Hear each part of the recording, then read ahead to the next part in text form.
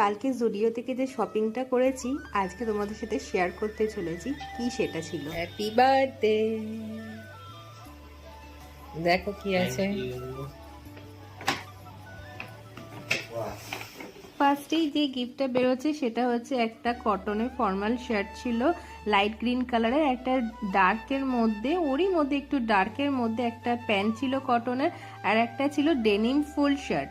তিনটে জিনিসই খুব পছন্দ হয়েছে। তারপর আমরা রেডি হয়ে চলে গেছিলাম মিষ্টির দোকান। একটু মিষ্টি নেওয়ার পর দুজনে মিলে চলে এসেছিলাম একটু শিব মন্দিরে আর বজরংবলীর মন্দিরে।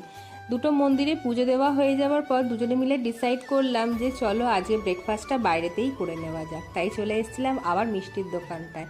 এখান থেকে কচুরি আর একটু তরকারি খাওয়া দাওয়া সারার পর শুভদীপ আমাকে বললো চলো তাহলে তোমাকে বাড়ি ছেড়ে দিই, দিয়ে আমি ওখান থেকে অফিস চলে যাব।